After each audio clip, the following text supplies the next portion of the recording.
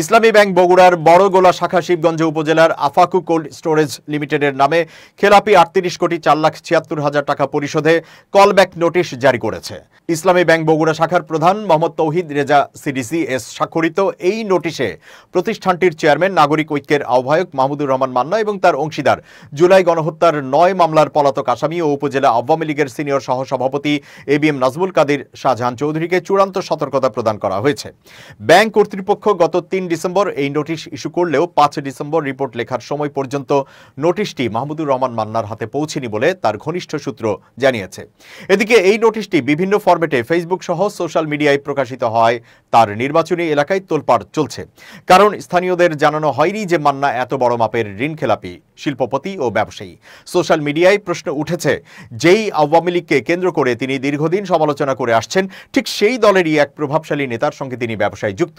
যে আওয়ামী লীগ নেতার বিরুদ্ধে বৈষম্য বিরোধী ছাত্র আন্দোলনে গণহত্যার জন্য ৯টি মামলা বগুড়া সদর ও শিবগঞ্জ থানায় রয়েছে, তাকে তিনি কিভাবে তার কোম্পানির ব্যবস্থাপনা পরিচালক বানিয়ে রেখেছেন।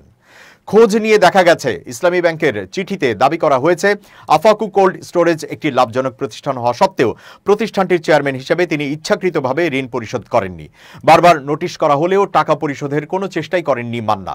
ব্যাংকের নোটিশ অনুযায়ী ২০১০ সালে ২২ কোটি টাকার বিনিয়োগ অনুমোদন করা হলেও মুনাফা, চার্জ ও জরিমানা পরিশোধ না করায় বর্তমান বকেয়া দাঁড়িয়েছে ৩৮,৪৬,৭৬,০০০ টাকা।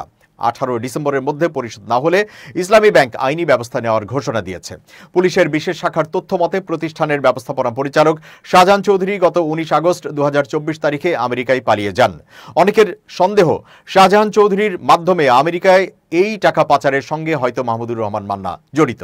এর পাশাপাশি আগামী জাতীয় সংসদ নির্বাচনে বগুড়া ২ শিবগঞ্জ আসন থেকে সংসদ সদস্য পদে নির্বাচন করার ঘোষণা দিয়েছেন নাগরিক ঐক্যের আহ্বায়ক মাহমুদুর রহমান মান্না। কিন্তু প্রতিনিধিত্ব আদেশে বলা হয়েছে, কোনো ঋণ গ্রহীতা ঋণ খেলাপি হলে তিনি নির্বাচনে অযোগ্য বিবেচিত হবেন। সেক্ষেত্রে আইন অনুযায়ী ঋণ খেলাপি অবস্থায় মাহমুদুর রহমান মান্না আগামী জাতীয় সংসদ নির্বাচনে অংশ নিতে পারবেন না। আওয়ামী লীগ নেতা শাহজাহান চৌধুরী তার ব্যবসায়িক পার্টনার হওয়ার প্রসঙ্গে ব্যাখ্যা দিয়েছেন, প্রতিষ্ঠানটি ১৫ থেকে ১৬ বছর আগে যাত্রা শুরু করার সময় মান্না আওয়ামী লীগের সঙ্গে ছিলেন। তবে গত ১০ বছর ধরে দলীয় প্রভাবের কারণে তাকে প্রতিষ্ঠানের ধারে কাছে ঘেঁষতে দেওয়া হয়নি। এই সময় সংঘটিত কোনো কিছুর সাথেই তার সম্পর্ক নেই। প্রতিষ্ঠানটির ব্যবস্থাপনা পরিচালক শাহজাহান চৌধুরী অপরাধ করেছেন, তাই তিনি রাজনৈতিক পট পরিবর্তনের সঙ্গে পালিয়ে গেছেন। জাতীয় পর্যায়ের প্রভাবশালী নেতা মাহমুদুর রহমান মান্নার ঋণ খেলাপি বিষয়টি প্রকাশিত হওয়ার পর বিএনপির মনোনয়ন পাওয়া অনিশ্চিত হয়ে গেছে বলে স্থানীয়ভাবে ধারণা করা হচ্ছে। উল্লেখ্য, বগুড়ার ৭টি সংসদীয় আসনের মধ্যে বগুড়া ২ সংসদীয় আসনের বিএনপির মনোনয়ন কে পাবেন তা এখন ঝুলিয়ে রাখা হয়েছে। এই আসনে বিএনপি জোটের শরিক হিসেবে মাহমুদুর রহমান মান্না এবং উপজেলা বিএনপির সভাপতি ও শিবগঞ্জ উপজেলার সাবেক উপজেলা চেয়ারম্যান মীর শাহে আলম আসন্ন জাতীয় সংসদ নির্বাচনে মনোনয়ন লাভের জন্য চেষ্টা চালাচ্ছেন।